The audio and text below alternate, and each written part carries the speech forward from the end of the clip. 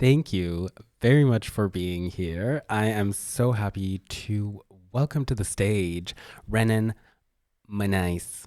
No, Manais. Almost. Welcome to the stage Renan Manais. No, Manais. Almost. It's almost. It's okay. Manhãs. Manais. Great. Thank you. And welcome to Pré. Zen Tans. I love that. I always bring this part up. Shout. Got some things you really want to talk about. Die Bundesweiten Artist Labs sind eine Maßnahme des Fonds Darstellende Künste, finanziert aus den Mitteln der Beauftragten der Bundesregierung für Kultur und Medien im Rahmen der NEUSTART Kultur. Renan goes by the pronouns he, she, they, ella. South American artist from Rio de Janeiro. Started at the State Ballet School Maria Oleneva. Right. Okay. That was the eye contact for checking for pronunciation. 2016, went to the Staatstheater Rio and started their freelance career 2017 in the UK, Wales, and premiered their first piece called Entitled Yet in London, reflecting upon people with epilepsy. 2019, they started freelancing in Switzerland as well as UK. And 1 month before Corona, they moved to Berlin, facing challenges such as registering due to all the closed offices and closed immigration administrations.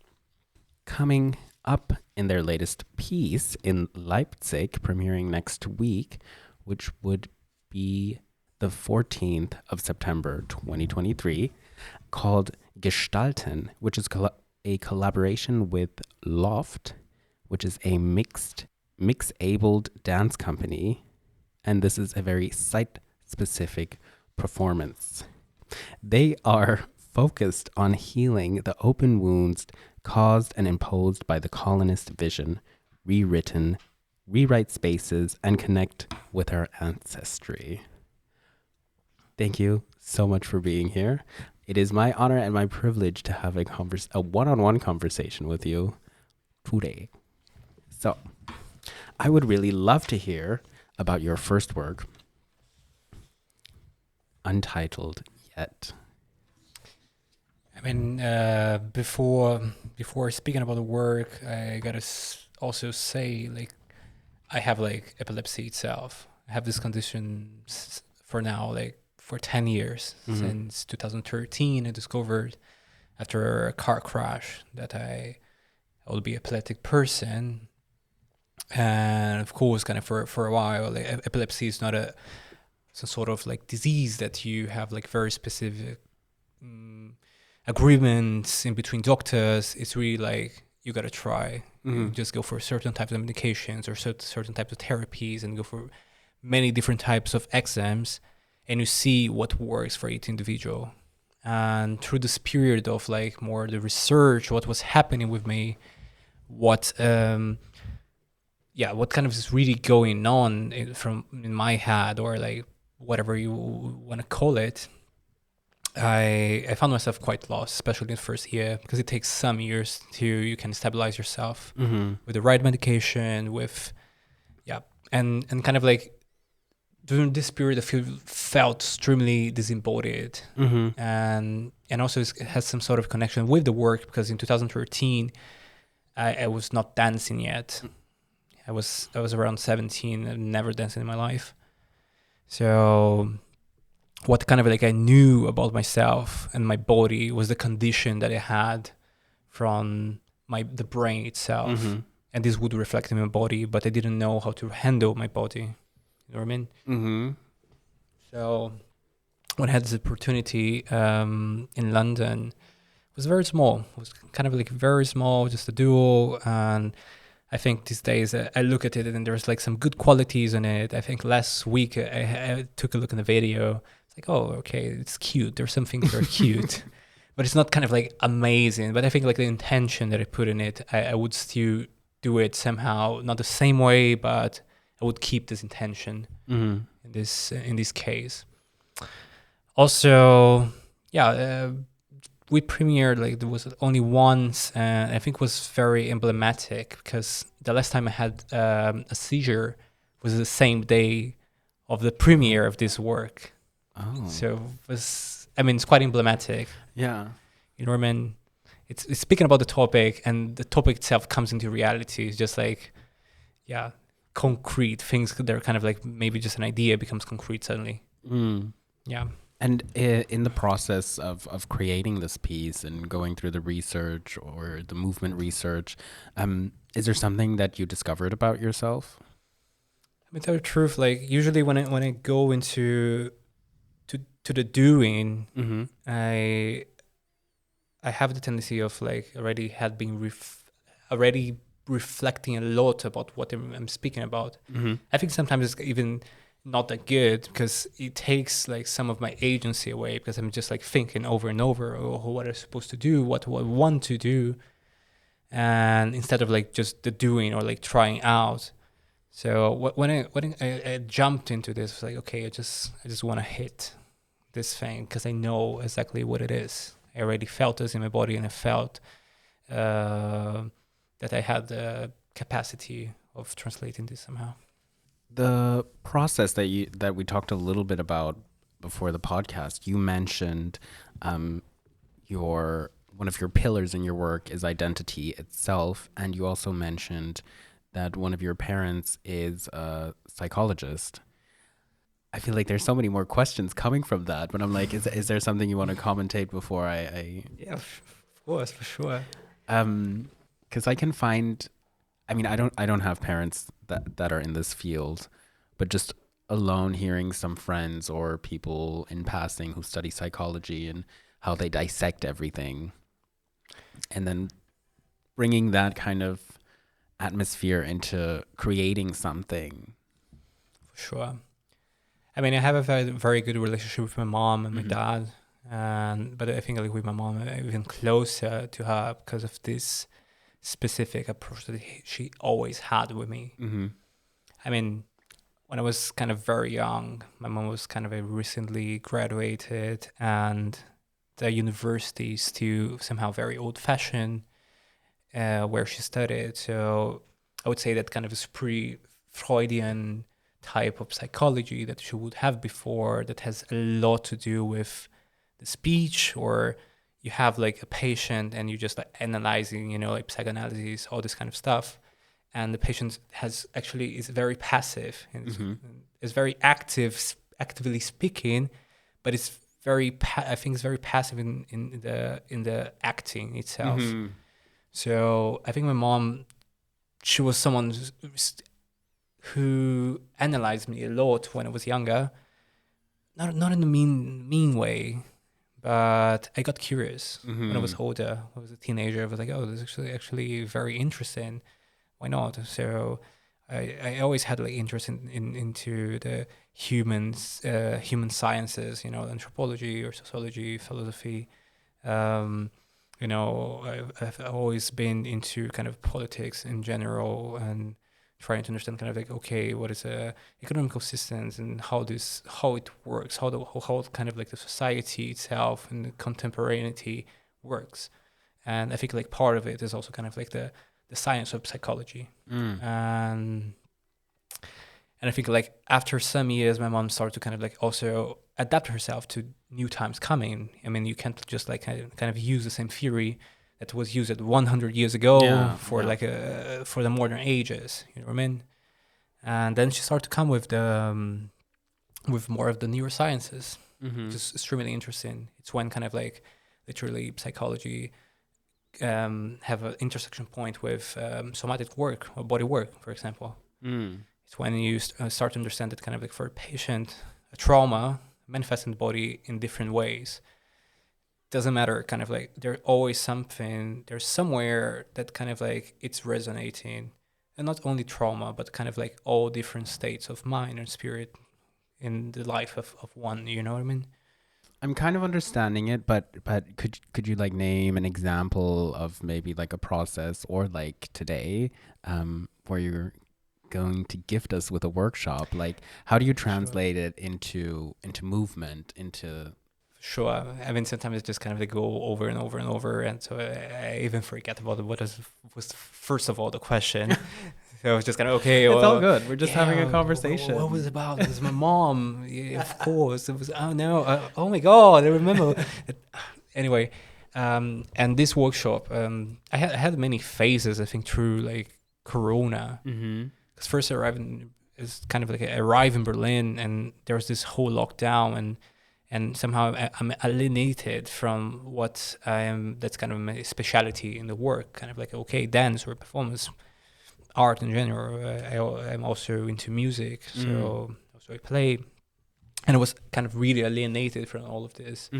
So I think I just start to go more into this area and read and try, and I think like the whole Jungian type of like analysis, which is really based into the imagetic thing, like the underneath the subconscious, which is just like these images, really interested me. And I start to think, okay, there are some manifestations that are not conscious in kind of like a human mind, but there's like really the underneath part. And how can you kind of maybe bring these images from the underneath part into this concrete concretude, of the reality.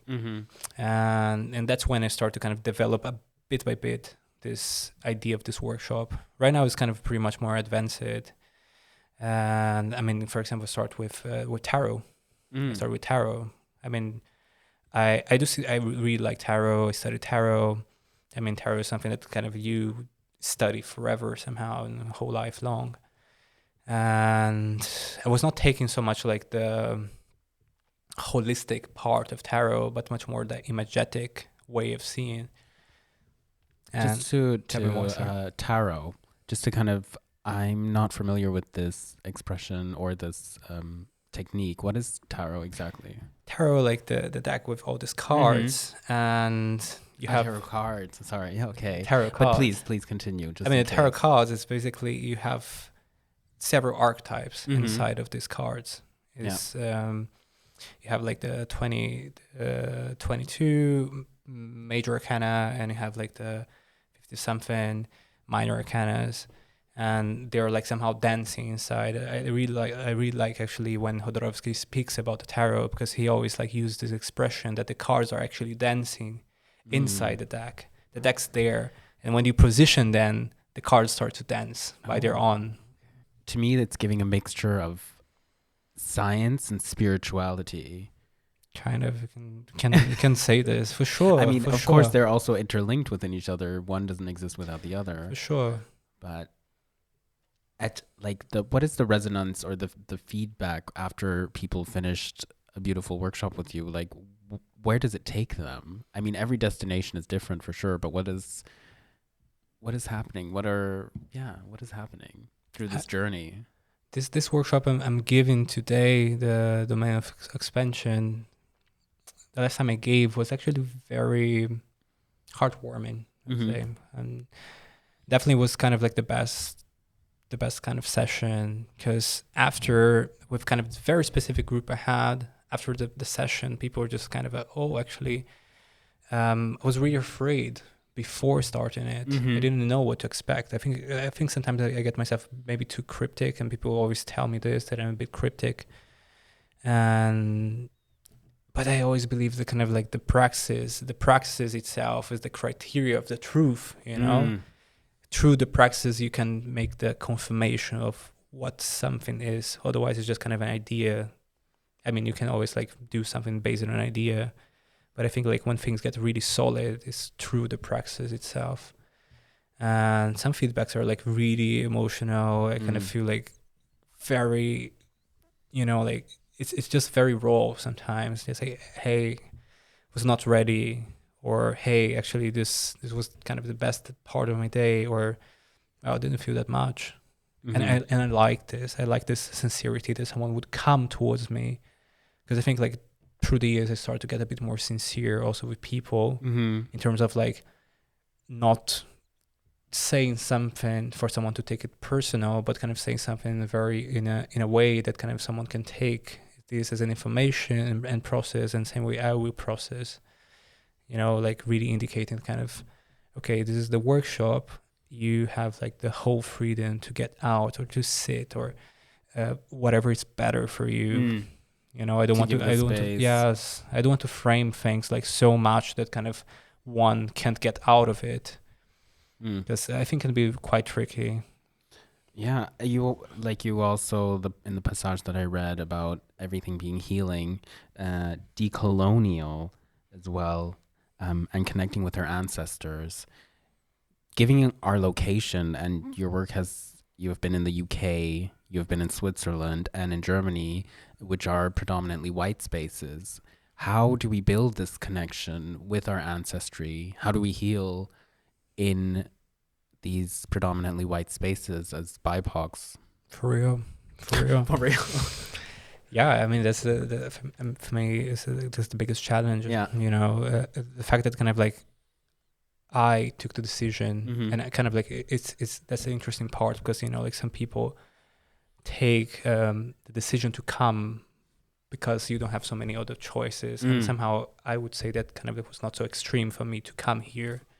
I came because I wanted something, and I saw that kind of around me, or that kind of like during that kind of sphere that I was inserted in, I wouldn't have some opportunities. And I was very lucky that a lot of people helped me to get where I am. It was not kind of like, oh, where you are right now, but kind of like to get like physically even here. You know what I mean? So I think like because of these countries are like predominantly white, of course, but it's not that kind of like we don't exist. And from the fact that we exist, I mean, we gotta be acknowledged first of all in between our communities. I see sometimes kind of like not the necessity, but kind of like really the very strong drive or will to go towards the community and say kind of like, hey, can we deal this among us first of all? It's kind of like building among us something before kind of like expanding, or before, because I think kind of like when you're positioned in Europe, there's a great tendency that you will feel that you're by your own. Yeah. You feel kind of, oh yeah, this is supposed to be like, I failed in something, so definitely this is my fault. Or it's kind of like, there's always this tendency of like going to individual level, very atomic kind of. Self-destructive. Exactly. Because you're always guilty of something that we've done, or kind of like someone is always guilty of something that happened. And if you take the majority of people, we are pretty much kind of like in the same, more or less, I think, kind of class or situation. I mean, the history of the individuals are different, but kind of the individualism that is created or kind of like presented as a form of living, I don't think it's natural. And when I speak about like healing, I speak also about kind of like taking back certain aspects that were kind of erased or try to, or kind of was a very strong attempt, like a very violent attempt to erase certain types of living. Because like that's actually what colonialism is about. It's kind of like you impose, first of all, you confronted, like when someone goes into like the colonialism state of mind, it's kind of the colonizer is confronted by kind of another type of living that doesn't really match the purpose of the colonizer itself. So like this settler will go there and try to kind of like impose like a vision on top of that type of society that's organized in a different way. So yeah, and I think like the healing part is first of all got to be collective. You got to be collective to do it. I mean, if you're only by your own, I mean, you can do a lot, of course, kind of like you can put all your strength and kind of like you can be like, Even talking about ancestry, that is also a collective in a certain way, going back to the ancestry. Wow, I lost my track of thought, but I had a connection there, but it disappeared.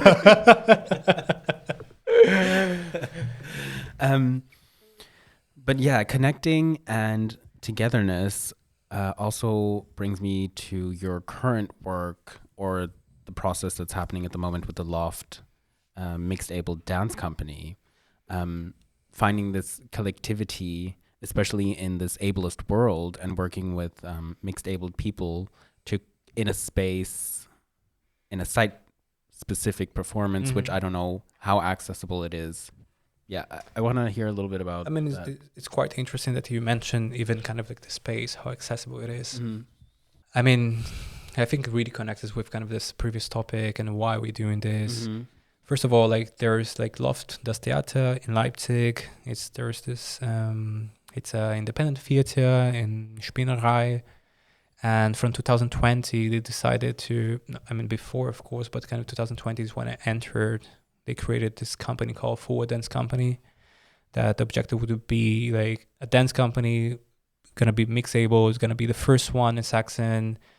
I mean, especially because of, I think, like the whole idea of Saxon that people have in general, because it's kind of like the most, I would say, more conservative side of Germany. And there's like the far right is like stronger there. So kind of like I think our kind of director, project manager, had this intention for this project.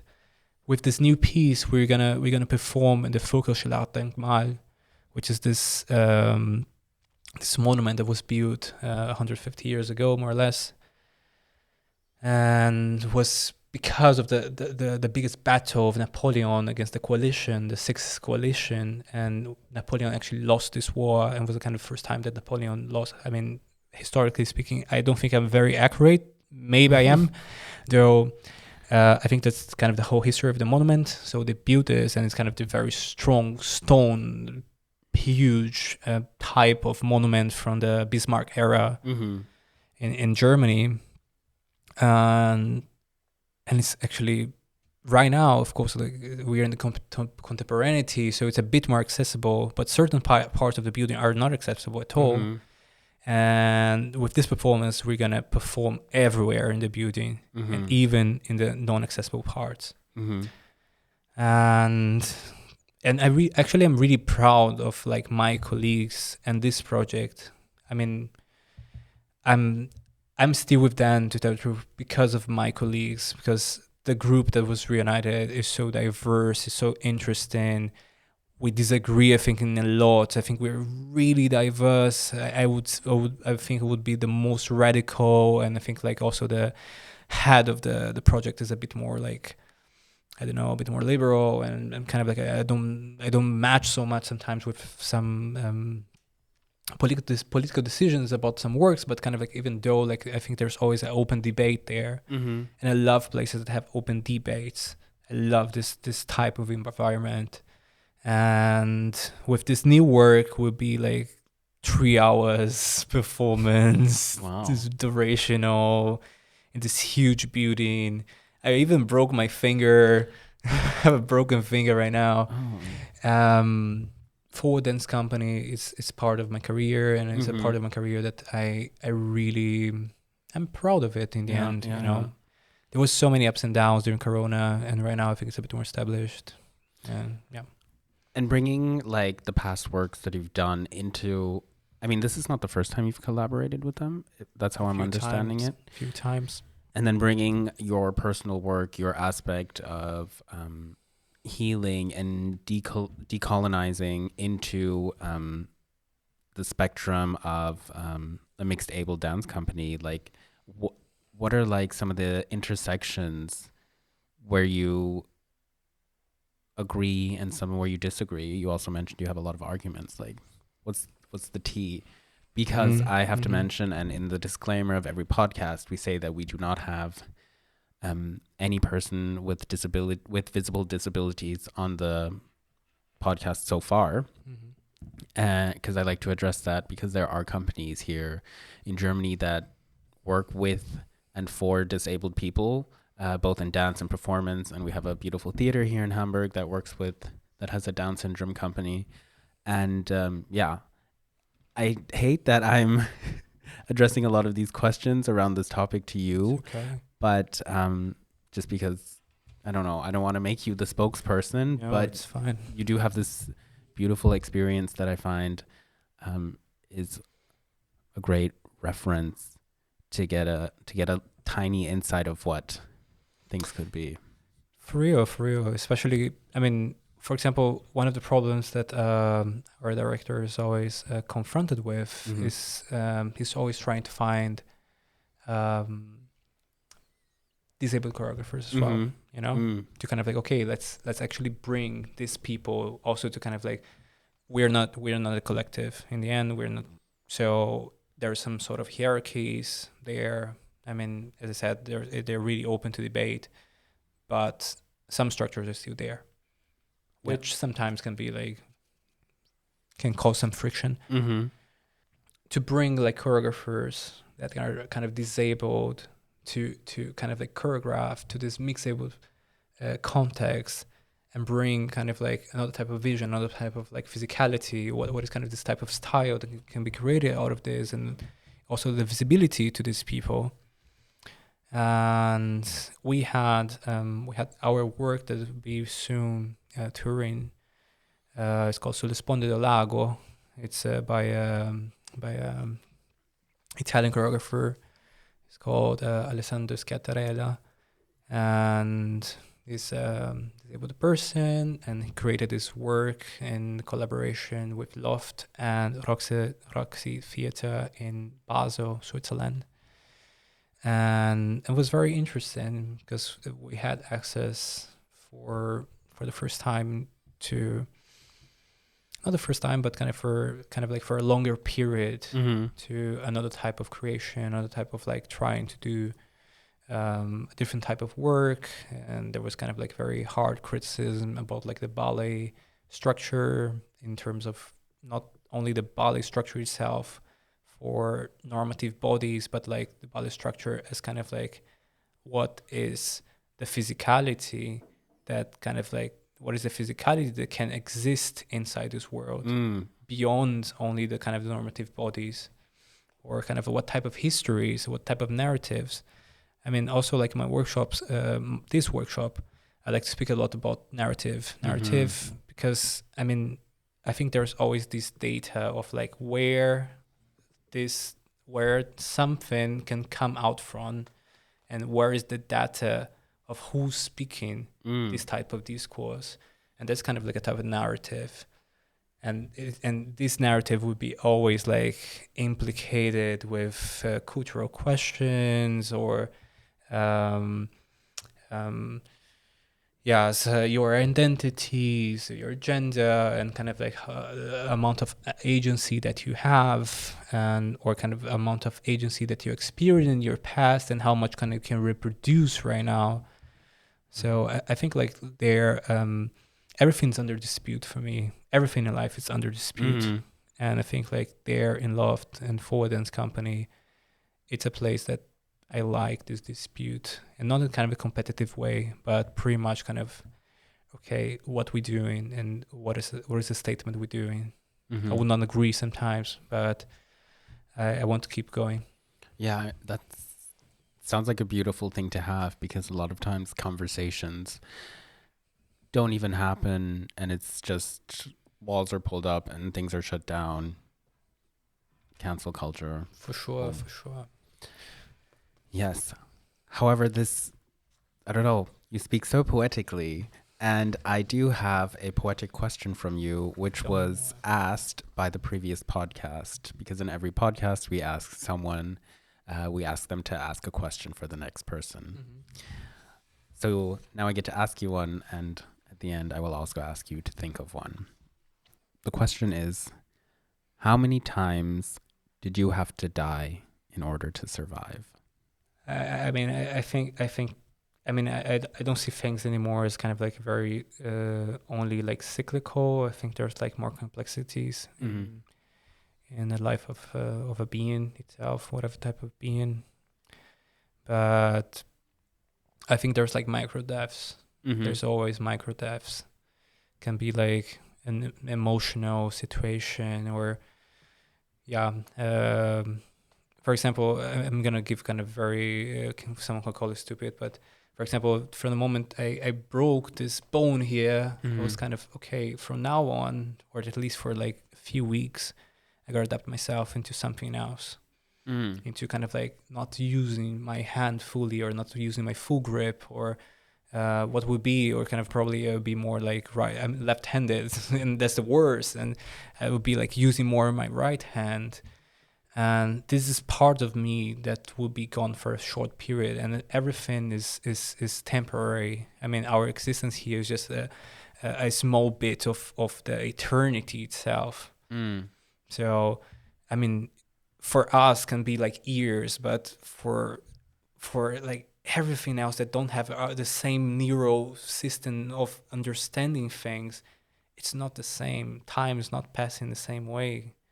So I think kind of like the concept of like dying many times in order to survive is the adaptation itself. Is just kind of like something is gone. It's kind of like the umbilical cord is like removed from you from the moment you're born, and kind of like that part is dead from you.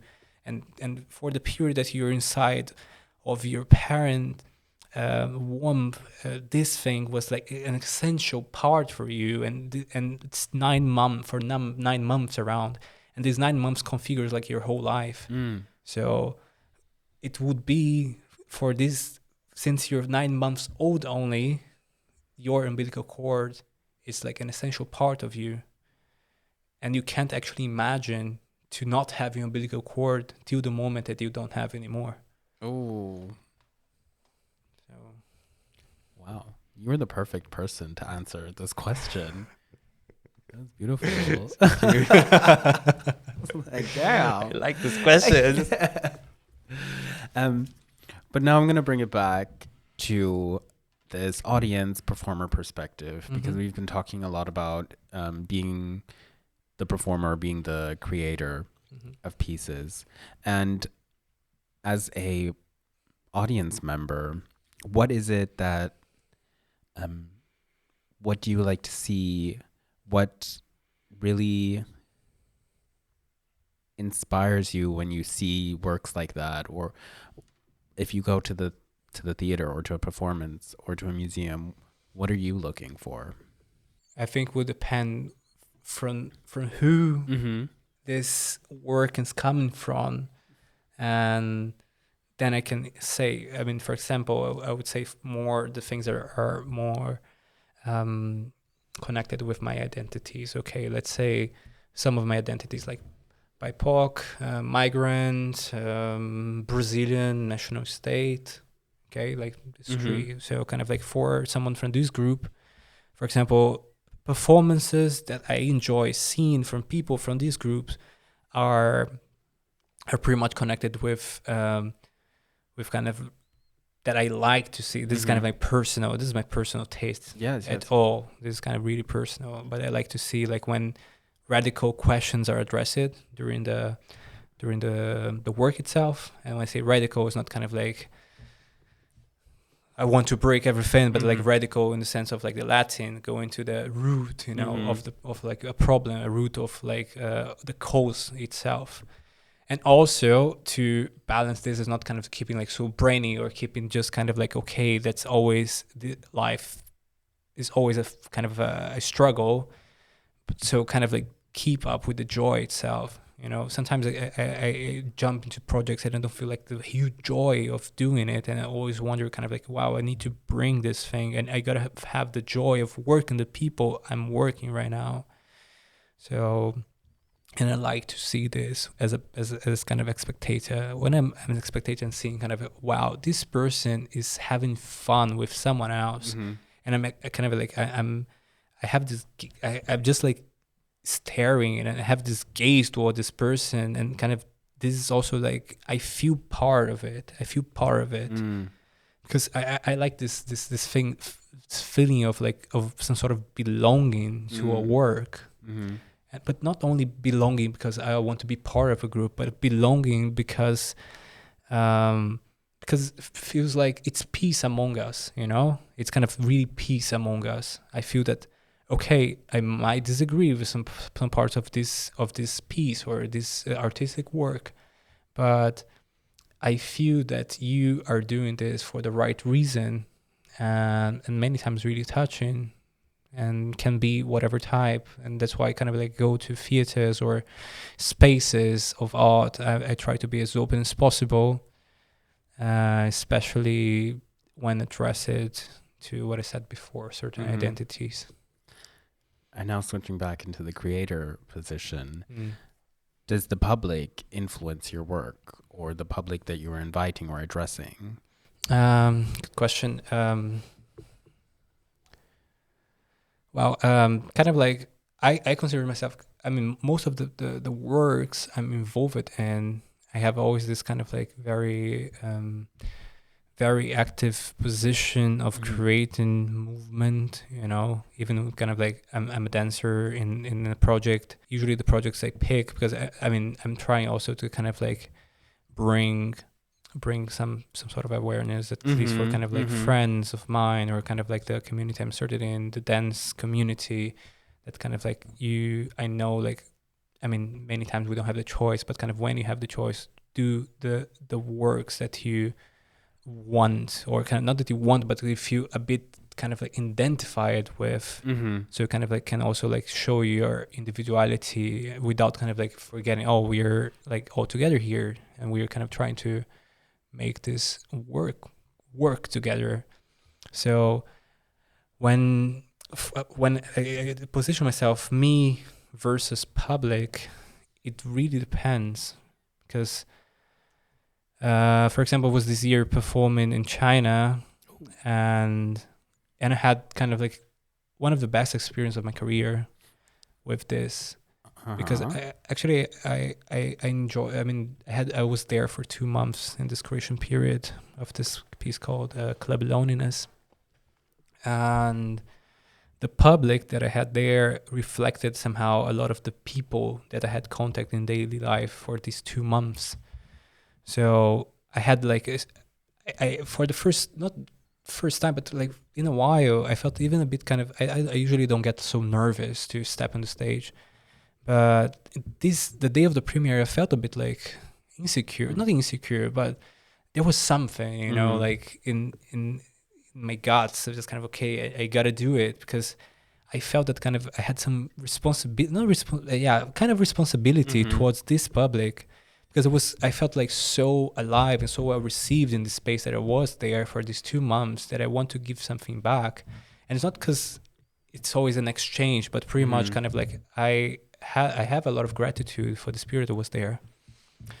So this is one of the examples that how I have connection with the public. Sometimes, I mean, I don't connect so much with the public as well. It's and I think it's supposed to be fine. I think it's supposed to be fine, and kind of normalize also the situations that you don't feel so much. That space is something to be occupied. I mean, sometimes you just got to do it as a job as well. Because I mean, if kind of like we just maintain this meta-analysis of art as something that kind of like it's beyond, oh, it's like an expression of soul, or this and that, we also forget that kind of like true art, we gotta live, and we kind of like, and especially kind of like for, I think, type of people, you know, like trans folks and migrants in Europe, it's even more difficult. And because it's even more difficult, I think sometimes we need to address it more like a job, not only as a job, but like as a job as well. Because if you just like maintain this kind of like super somehow alienated, it's the same, the human value of work of this somehow I think gets a bit lost. So yeah, that's kind of some of my visions to public, or like to how to see job, or to see dance and art as a profession. Yeah, because passion really blurs the lines between profession. Exactly. I'm gonna say thank you, because you have fed us with so much beautiful quotes, beautiful things. But before we go, I also need to ask you, producer standing behind the camera. The question. I need to ask you the question. What question, and this could be really anything, would you like to ask our next guests? Something that I would like to ask to the next guest. Mm-hmm. Ooh, great. I'm terrible in posing questions, actually. I mean, it's more like a dialectical process to make a question. Yeah. So, but like knowing knowing like kind of the guests, the atmosphere that you got to experience in the last 2 hours. Sorry for the. it's so good. Yeah. What would you like to know from your fellow dancers, choreographers, creators? True.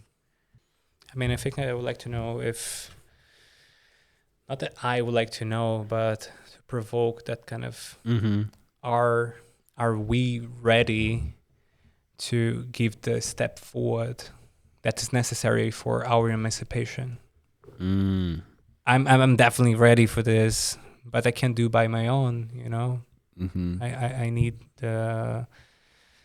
my beloveds with me. My community. Your collectiveness. Yeah, exactly. I need this. Yeah. I need us to give the next step. Stop it. I love it. Thank you very much for being here. Thank you. I look so forward to this workshop. And so fast. It's just 1 hour. You were listening to Represent.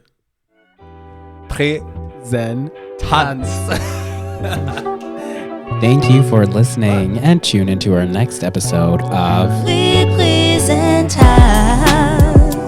For more information, visit our social media pages, representants_lab. The content on this podcast has been verified to the best of our abilities. We cannot guarantee that there are no mistakes or errors. We sadly acknowledge that at the moment we have no representation of a person with disabilities. This podcast is for informational purposes only and should not be considered as legal or medical advice.